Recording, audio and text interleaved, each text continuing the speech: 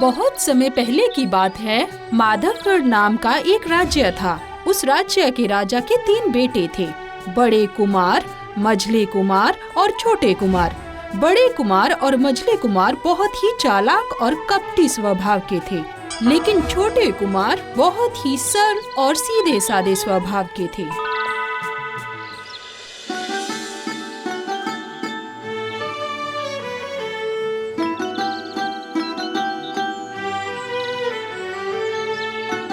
अरे वो देखो, बगीचे का माली कैसे काम छोड़कर बैठा हुआ है। काम चोरी कर रहा है। चलिए भैया, अभी तुरंत चलकर उसे सबक सिखाते हैं।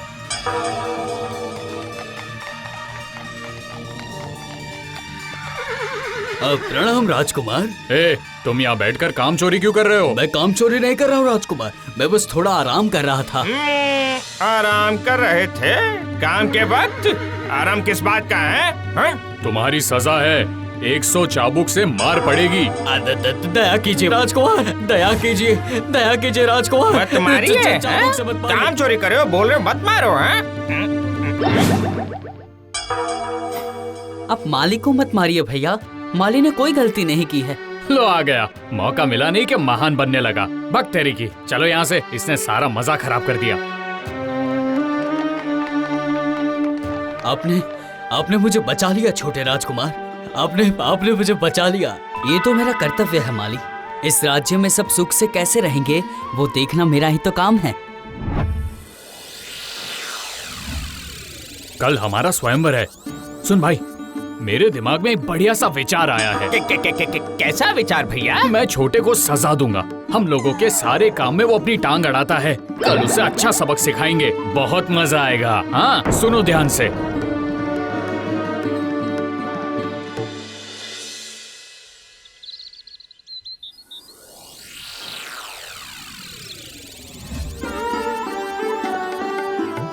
स्वयंवर की शुरुआत की जाए। इस राज्य के नियमानुसार आज के दिन जो राजकुमार आगे बढ़कर जिसका हाथ भी पकड़ लेंगे, उन्हें उनके साथ ही विवाह करना पड़ेगा। अब सबसे पहले जाएंगे बड़े राजकुमार।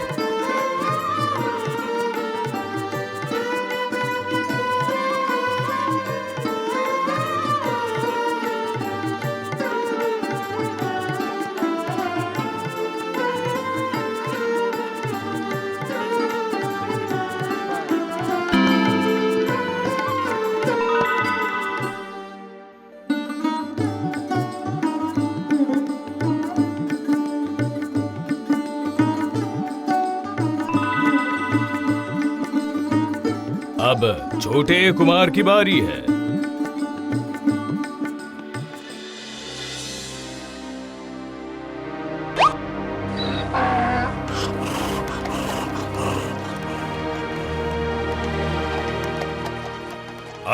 अरे ये क्या, ये गधी कहाँ से आ गई है? अरे ये क्या?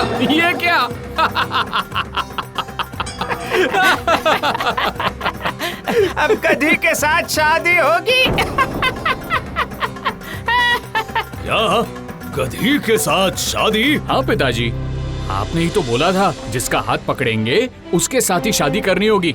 हाँ पिताजी, नियम नहीं मानने पर राज का अपमान होगा ना। लेकिन पिताजी, मैं नियम के अनुसार ही चलूंगा। राज्य का अपमान मैं किसी भी कीमत पर नहीं होने दूंगा। मेरी शादी इस गधी से ही होगी।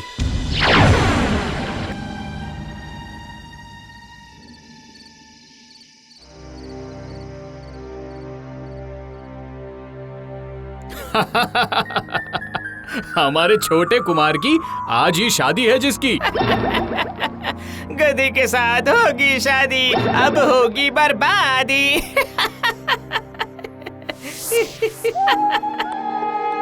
छोटे कुमार की शादी गधी से हो गई। इसकी वजह से पूरे राज्य में उनकी निंदा होने लगी। सभी पीठ पीछे उनका मजाक उड़ाने लगे थे। तुम देख रही हो सभी मेरा कैसा मजाक उड़ा रहे हैं। सभी गधी का दुल्हा बोल बोल कर कैसा मजाक उड़ा रहे हैं मेरा। लेकिन मुझे इससे कोई भी फर्क नहीं पड़ता है। मुझे तुमसे बहुत सारी बातें करने की इच्छा हो रही है, लेकिन तुम तो मेरे साथ कोई बात नहीं कर रही हो।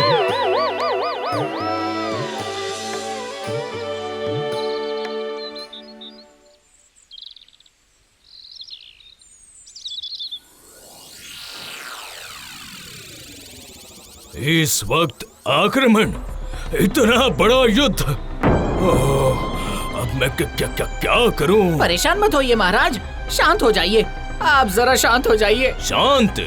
मैं कैसे शांत रहूं मंत्री जी? मेरे राज्य के ऊपर इतनी बड़ी मुसीबत आ गई है। मैं कैसे शांत रहूं?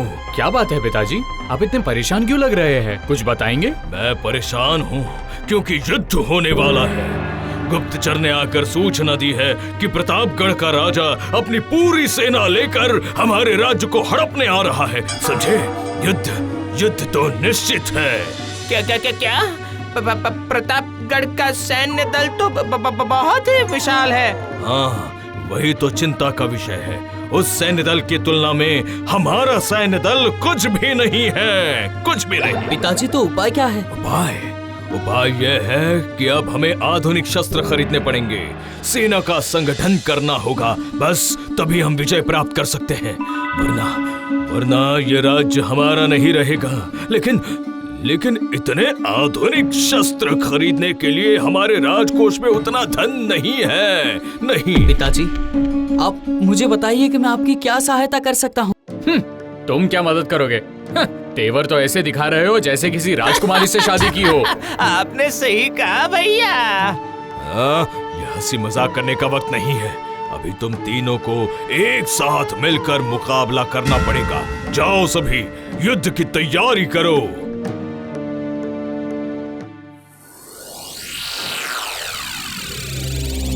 भाई, अभी समय ठीक नहीं लग रहा।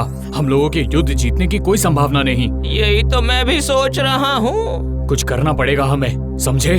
पैसे लेकर हमें यहाँ से भागना पड़ेगा। इससे कम से कम हमारी जान तो बच जाएगी। चलो चलो चलो, राजकोष से जितना ज्यादा धन हो उतना निकालना पड़ेगा। चलो जल्दी। और उसके बाद उस गुप्त रास्ते से हम भाग जाएंगे। हाँ,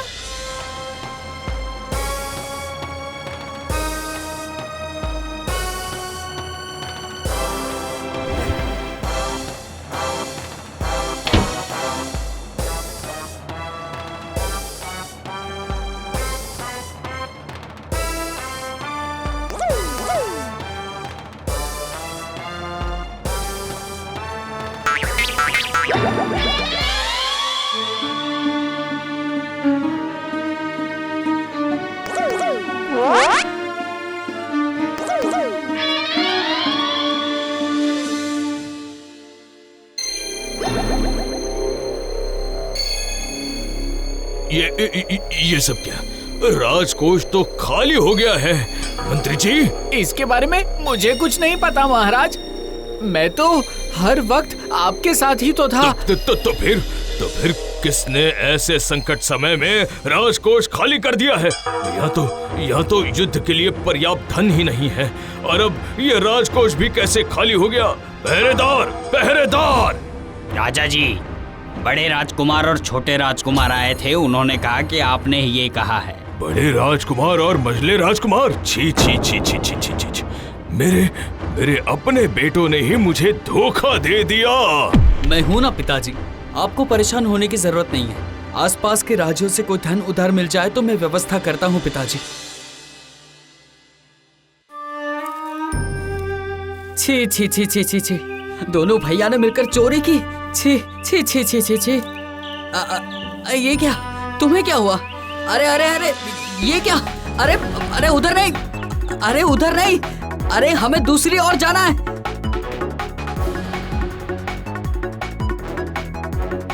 ये क्या? तुम मुझे यहाँ पर क्यों लेकर आई? हाँ, लेकिन इस गुफा में ऐसा तो क्या है?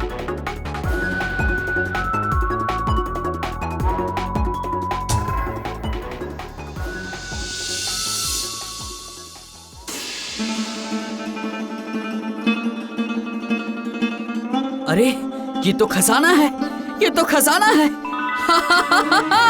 ये तो खजाना है। खजाना, इतना सारा खजाना। छोटे कुमार उसी वक्त जाकर महाराज को सारी बात बता देते हैं। राजा सिपाहियों के साथ गुफा में जाकर सारी धन दौलत बाहर निकाल लेते हैं। आज अगर तुम नहीं होते तो फिर क्या होता? चलो सभी, इन सब को लेकर चलो। इन्हें राजकोष में रखना पड़ेगा।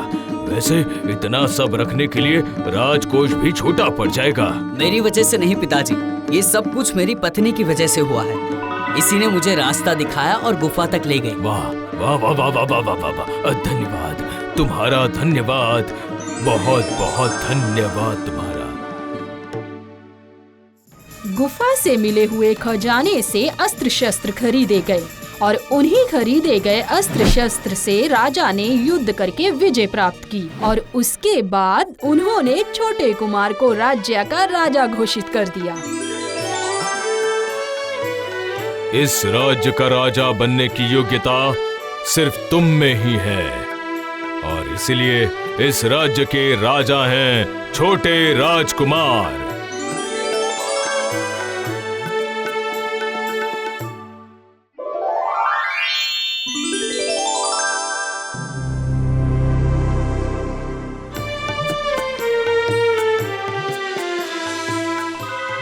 अरे ये क्या?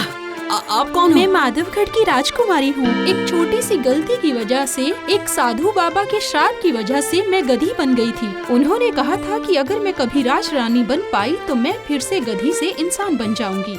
आज आप राजा बन गए, इसलिए मैं आपकी रानी हूँ, राजरानी, और इसलिए आज मेरा वो श्राप भी खत्म हो गया। जय राजकुमार जय की, छोटे राजकुमार की जय, जय राजा रानी की जय, जय छोटे राजकुमार की जय, जय राजा रानी की जय।